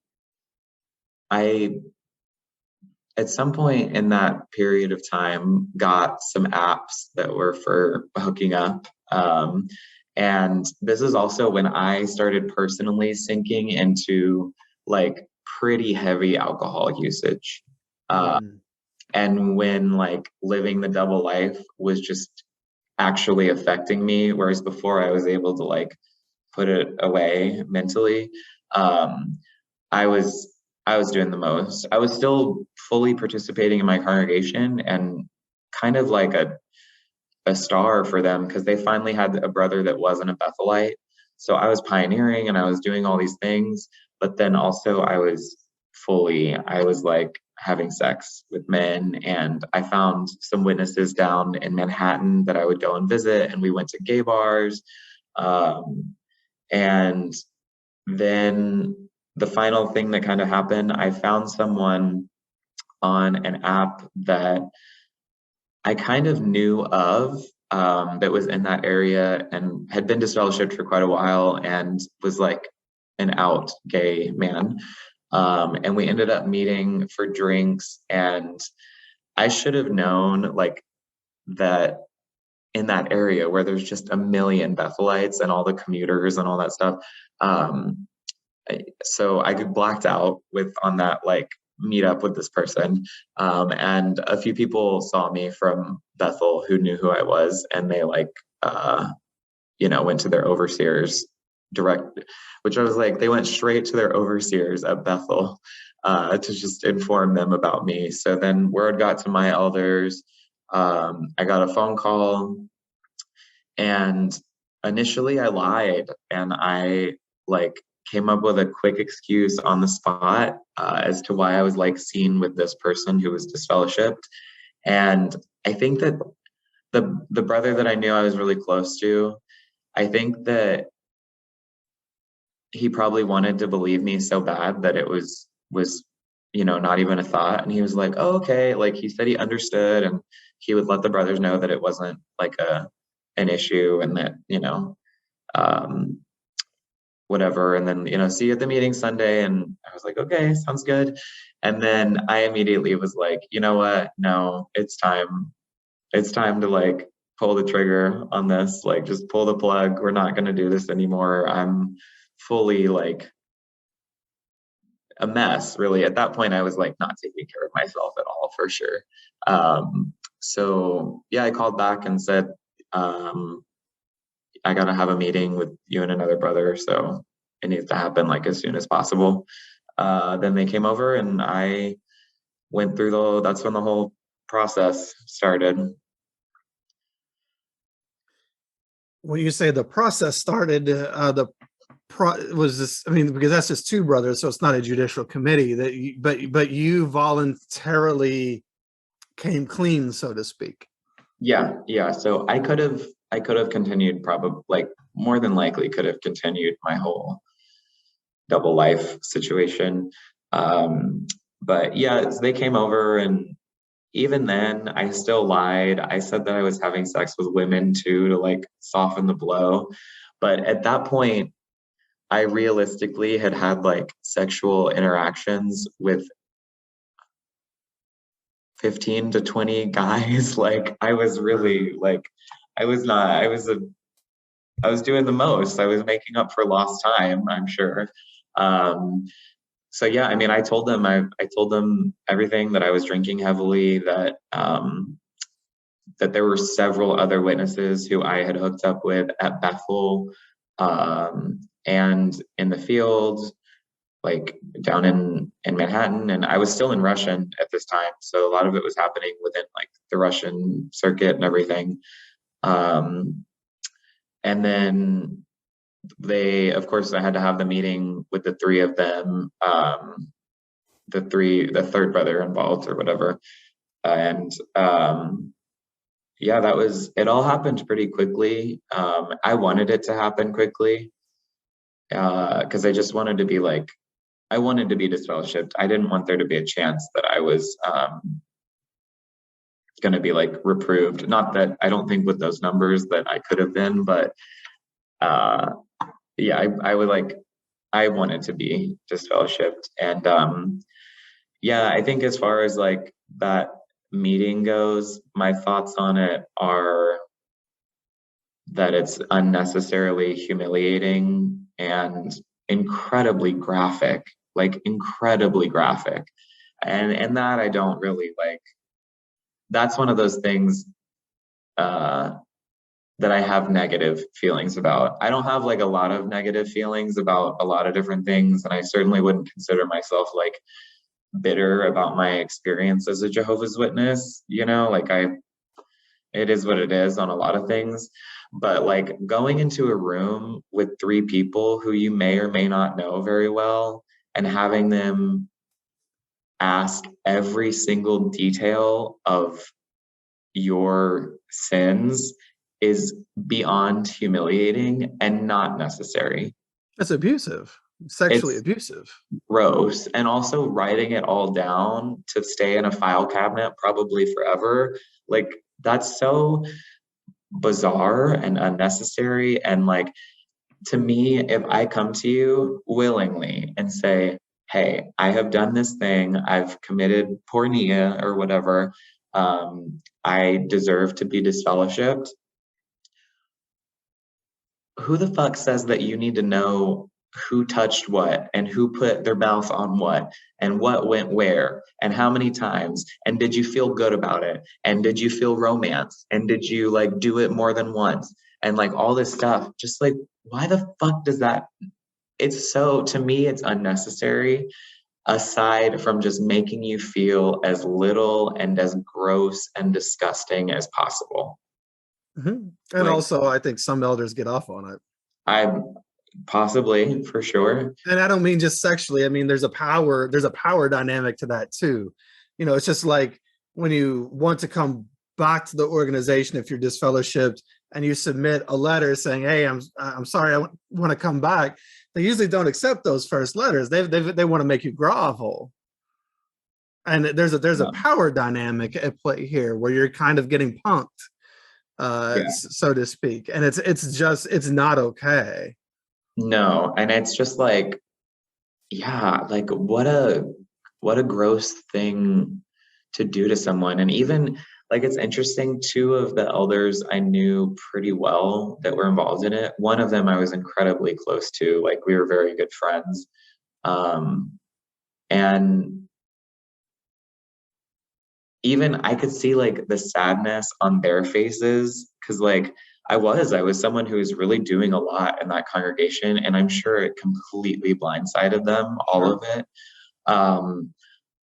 But I know for sure one of them, unless he was really pushed to ask for all those details, would not want to know. So it's just like that's the expectation, you know, and I'm sure some individuals take it farther than others.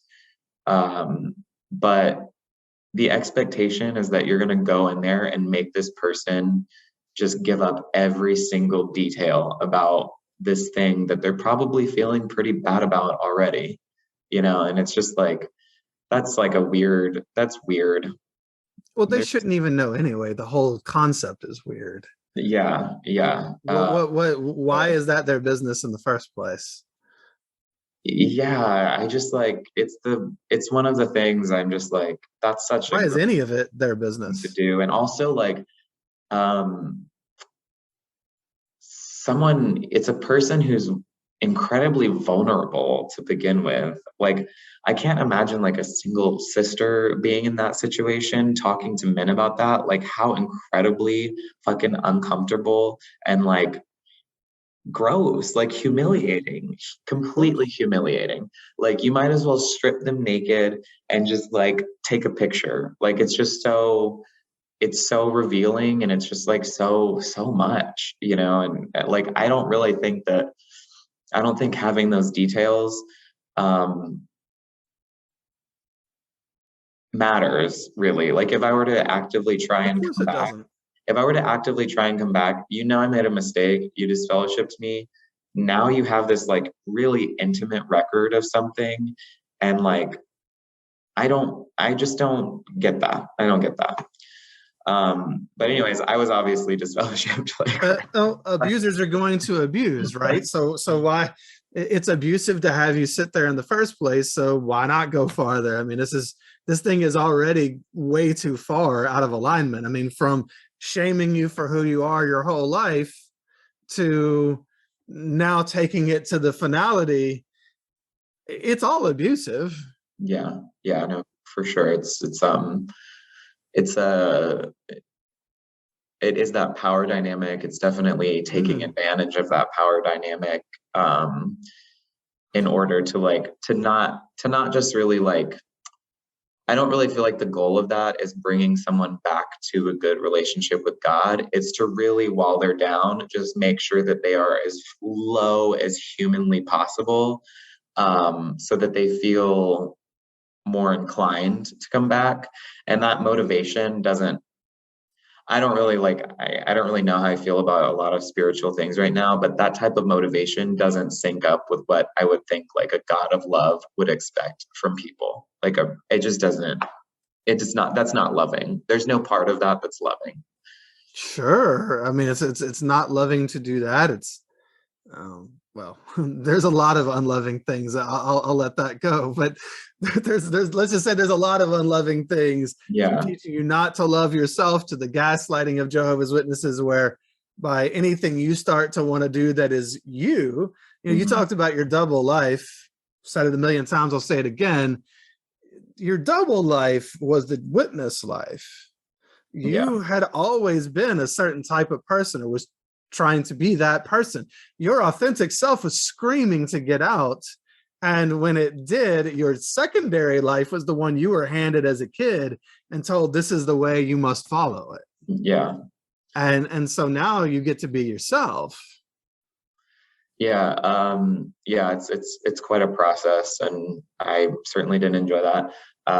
During this time though, I was feeling the need to get away from there. Obviously, there's Sure. just, I knew so many Bethelites and so many people in that area. And it's obviously just an area that's inherently inundated with a lot of Jehovah's Witnesses.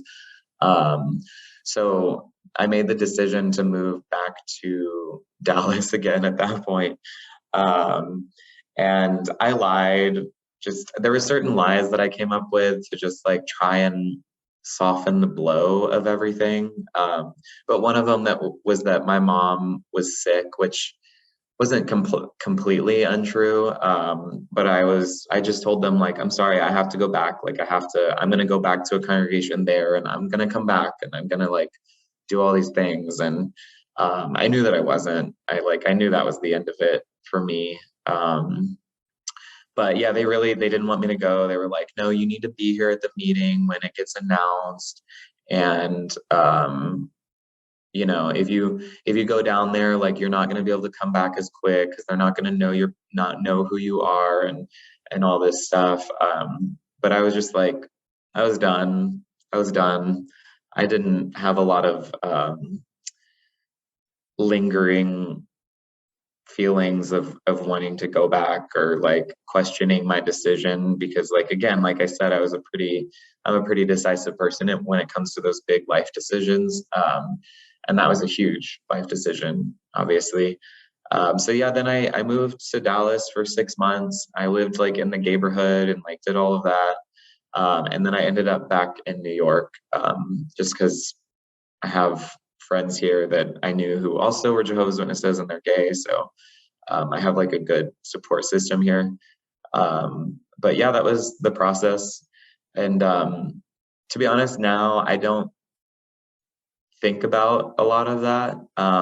It's so interesting. I realize that as far as like Bible knowledge and stuff, none of it stuck. Like none of it was there. Like random opportunities will come up, like a question about the Bible on Jeopardy or something, and I'm like, I got no fucking clue. Like none of it stayed in my heart. So like I look back and I realize that all those friendships that I like loved so much, and those relationships that I had, and like the the satisfaction of being like a good witness, like was all a lie. And none of it was true. None of it really stuck in my heart. And you think that you're losing so much, and you really are losing so much. But it's like, in my case, none of those people knew who I was. They didn't really love me for who I was, really. And if they did, like, they still just turned their back on me because, like, that's what their expectation is to do. So it just is like, it's one of those things. I'm so grateful that I made the decision to leave, despite it being very difficult. Obviously, just your life changes so dramatically, so quickly. Um, but looking back, I don't regret making that call back to just like get the ball rolling as far as me leaving. Yeah, it sounds like you again. You've mentioned several times your decisiveness when it comes to big things, and it sounds like you were like, oh yeah, this has run its course. It's time to leave, and you made sure that that happened. Um, so you, what happened with your relationship with your mom? And I don't know if your grandma was around for any of this or not. Um, have you spoken to them since, or was that the end of those relationships as well? I mean, I didn't really talk to my grandma very much to begin with, and like I said, when I kind of had distanced myself from my mom Right. quite a bit, over like my time at Bethel and stuff, because anytime that I had an interaction with her, it usually just brought on stress. So I just kind of avoided that as much as possible. Um, but yeah, I don't talk to her. There was a period of time where she would just kind of like text me that she wanted me to come back or whatever, and there were a few people that would reach out and be like, are you happy? That was the biggest question. Are you really happy? And there was an older sister in one of my congregations who I was very close to at one point. I honestly viewed her more like a mom than my mother. And she would send me a lot of messages, and it's like a prime example of something that I just find so distasteful. But it was always that question, like, are you really happy? Like, you're not really happy, right? And at one point I asked, like, what answer to that question would make you feel better right now? Like, would you feel better about yourself if I told you, oh, I'm miserable, I'm so sad, and like everything they said was true. I'm like, I don't have a job, and I'm on drugs, and I'm like living on the streets. Would that make you feel satisfied that like Jehovah's Witnesses got it right? It's like, no, I'm actually doing really well. I'm like, I had a great job, and like I have really good friends. I'm being honest with myself. I'm learning more about myself and like getting in tune with my feelings and my emotions. And I had like a year and a half relationship that was very rewarding for a long period of time. And like, it's like a lot of these good things have happened, but I think it's so gross that like the expectation and kind of the desire is that as low as you get in that judicial committee, they really just want your life to fucking fall apart so that you have nowhere else to turn but to go back. And again, that is such a prime, there is no reasonable way that someone could call that love. There's just not. That's control. So when I finally responded that, like she stopped messaging me. And at one point my mom sent me a message, and just just brutal, like, any happiness, something, I'm like paraphrasing, but it was like, any happiness that you think that you have is not real, and none of the people in your life really love you. And I was just like, I never responded aggressively to my mom because I never wanted to give anyone the satisfaction. Like, even throughout the whole process, I never got mad, never got angry. But that was like the final straw. And I said, fuck off. Like, what kind of parent are you to wish upon your own child sadness? Like, are you kidding? Like, fuck off. And Well, then also, how's your mom going to define happiness? Your mom's not happy. no, she's a mess. And then her response to that was like, actually surprising. It was incredibly like nasty and aggressive. She was like, "You little shit, like I hope you find a mother out in the world that'll take care of you and fuck you." And I was like, "Okay, well, you're still in a congregation right now, so like why don't you go and let your elders know what you just told me?" And I'm sure that that would make them really feel proud of you. But yeah, I that's another one of those things like to me the things that appealed to me when I was a Jehovah's Witness is like the love and like the patience and forgiveness, because like I think I had to rely on those things and kind of expect that from Jehovah to like to continue to feel good about myself. But really like those are the things that should appeal to people. Those are the things that should be like the basis of the operations of everything. And that's what they say are. Like they say love is like the foundation. But those things you can't that's not love. There's no point of that is love. And if you convince yourself that wishing someone misery is love, then like you're obviously brainwashed. Like you convince yourself of something that is so not true. Well, they're a reflection of the God they worship. If you don't do exactly what he says, he will murder you. Yeah. That is, here is who I expect you to be. And what I want you to do is seek my approval. I want you to change who you are to be who I want you to be, and then I can approve of you. But love doesn't require change. I don't need Harrison to change to love who Harrison is. I can love you the way you are. I don't need you to be somebody other than who you are. Yeah, I can't like there's certain things even now like I would say I'm like agnostic now. Like I don't really think about any of that stuff too much. But if you're really operating off of that, like in spirituality and religion, like it should make you um if it gives you structure and that's something that you need in life, like I needed structure at a certain period of my life. It served a purpose for you. It served a purpose.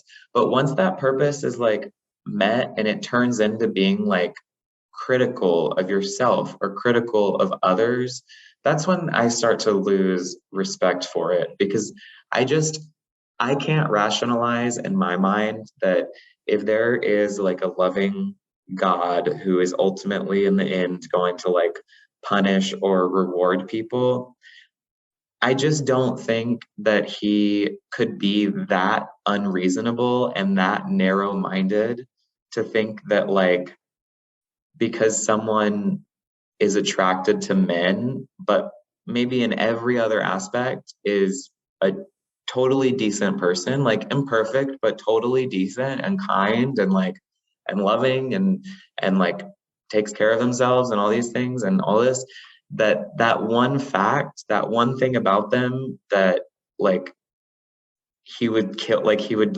destroy them. Like I can't rationalize that thought in my head. That's like the ultimate thought.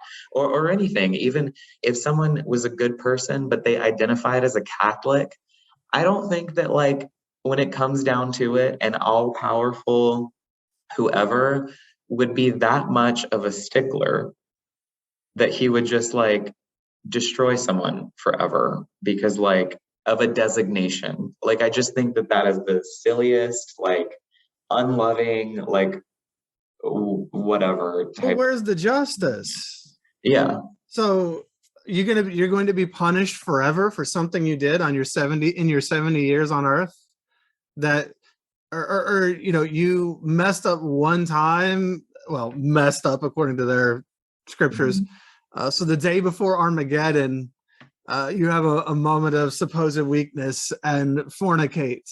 Okay, well, all right, the book's closed on you. I'm going to punish you forever because you had 15, 30 an hour bad minutes, like what the heck? That is so unjust to punish people forever for something done in moments. Yeah, I just think it's so It's weird.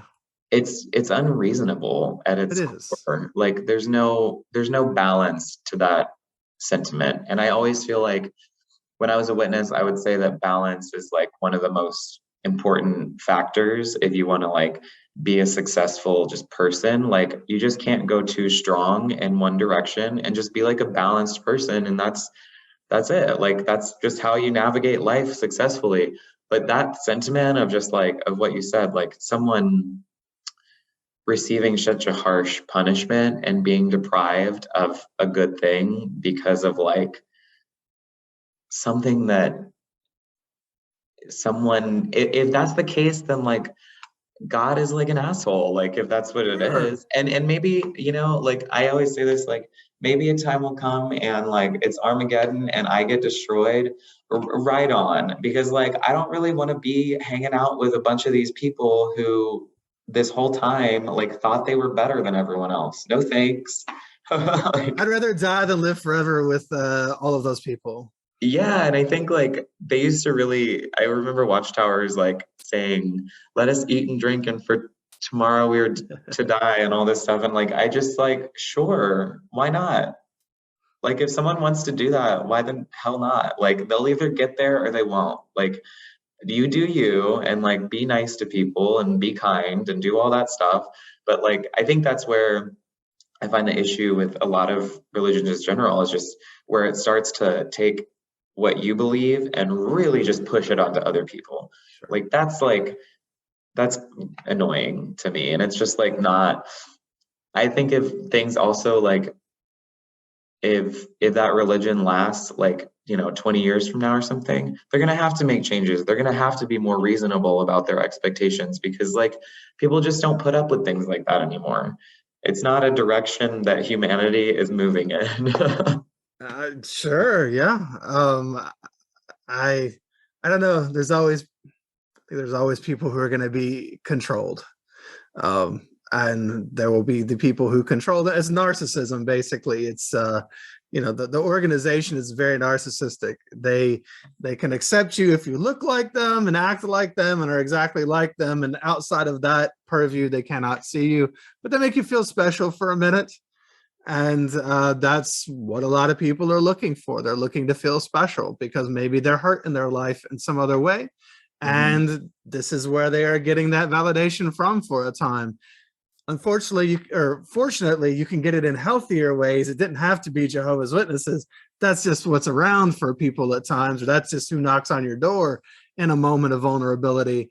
But yeah, it's just an unfortunate part of what it is to be human, and at an unhealthy level at times. So Yeah, it's just yeah. part of who we are. Yeah, Um, it's an interesting experience. Just sure. in general, I love hearing about what people have gone through and things. It's Hmm. very like eye-opening, and you really just hear a lot of examples of where ultimately people, I think, are falling short of their own standards. And like really, it's like you expect me to behave a certain way, but in doing like your actions, you're really going in the opposite direction. So it's just like it's not balanced. It's not like No, a reasonable situation at all. not at all. So you have a unique experience that you're telling today of um, I believe the email you originally reached out to me with was closeted gay at Bethel, which maybe will make the title, but obviously that was a big part of your life. But you were not the only person there experiencing that and having to hide such an integral part of who you are. And you know that for a fact because you were with other people there. So I guess, is there anything you would say to the people who are still stuck in that position? Is there any encouragement you would give them? I know that's kind of putting you on the spot, but what would you say to somebody in that situation? No, I think like I said, I think that's one of my primary motivations for doing this is like I hope that um someone who's in that situation can get some benefit from seeing that um that thing that they tell you is fact, that if you leave and like act on these desires, that you're really going to suffer from it, is just simply not true. And I remember there was one brother who I was friends with at Bethel, and he was a commuter. And like, I don't want to like assume anything about anyone, but like he was gay. Like I'm quite certain that he was. And we got along really well, and um, nothing ever like happened between us, but he was just such an insecure person, and he really hated himself, and he put himself down all the time. And I could see such a sadness in him. Um, and I don't feel like anyone deserves to feel that way. And I think I felt that way for so long. And I found confidence in being good at like witness things. But I think from their perspective, that was probably a double-edged sword, because with that confidence came the thought, I finally felt good enough, and I felt like I could really like stand on my own 2 feet and operate at a very successful level. And I feel like everyone can do that, and everyone should have that opportunity. And um, it, I think that's the only thing looking back that actually makes me sad, is that there are still people who will get married and will like live a lie. And I just don't think that a loving God would expect you to do that to yourself and to other people. And you can't ever find 100% satisfaction in something that's the foundation is denial and lies and secrets and hiding a part of who you really are. You can't. No, it ultimately won't make you happy. I mean, and I'm not at all picking on your mom, but obviously, just because you mentioned it several times, she has a problem with alcohol. And I don't know where she's at with that currently. okay, well, okay, she had, or whatever the case may be. But just taking that for example, when a person is addicted to a substance, they're using it as some type of an escape typically. And that thing that is their addiction dominates their life, and it doesn't make them happy. It might be a momentary escape, just like being one of Jehovah's Witnesses is kind of like an addiction. It takes over your entire life. It's everything you do. It's every thought that you have. It's when you lie on the road and when you get up, and or walk on the road and lie in your bed and when you get up or whatever. It's everything to you.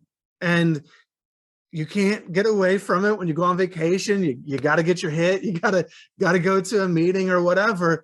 It's everything. And at the end of the day, I think that most Jehovah's Witnesses, a lot of Jehovah's Witnesses think they're happy, but that's the denial. That's the denial aspect of this thing that is really preventing them from being their authentic self. It's that, I mean, just think of like shunning. Most Jehovah's Witnesses would not choose to shun their families. Yeah. They don't want to do that. They have to do that. Yeah, I think there's so many different things that I would like to say to like specific people, I feel like, that I remember. But yeah, it's just like, it's not, I think also like to closeted people, I would say like there's a huge support system, and it is a huge change, and it's scary, and you're gonna sacrifice some things. But it's just worth it. Like the joy, I can like there's been moments of joy that I've had that are so satisfying and so like just pure happiness. And it's just because I'm like living my truth. And like I wouldn't trade those moments of joy for 8 million like Jehovah's Witness friends. Like I wouldn't. Like it's deeply satisfying, some moments that I've had. And what a shame to miss out on that, for fear of whatever you might be afraid of. There's so much there's so much beautiful things to experience in the world, and um, you know, don't deprive yourself of them if you can help it. Yeah, absolutely. Um, well, I really appreciate you coming on today and telling your story. I think you've got a lot to share there, and there's you've been through a lot and you've come out the other side of it, and I'm glad that you get to be the authentic version of yourself today. Is there anything that you're hoping to find more joy in the future? Do you have any goals or aspirations or anything that you're looking forward to? Or are you just so caught up in this joy you were just talking about? Are you just enjoying life day to day? I mean, I'm definitely enjoying life. Like, I'm getting to express myself like creatively in ways that I have never been able to do. Like, I'm like learning to sew and like these different things, and that's like a very interesting thing to me. I switched careers. I left nursing last year, and I don't have a college degree, and um, I have worked hard, and like now I'm trying to find a new job that's like an increase in pay, but I'm interviewing for jobs that I like never thought in a million years that I would be able to make that much money or like do these things. And like it's exciting. There's so much opportunity in the world I've found. And yeah, I look forward to whatever opportunities come my way and whatever I can um work towards and work hard for, because again, it's satisfying.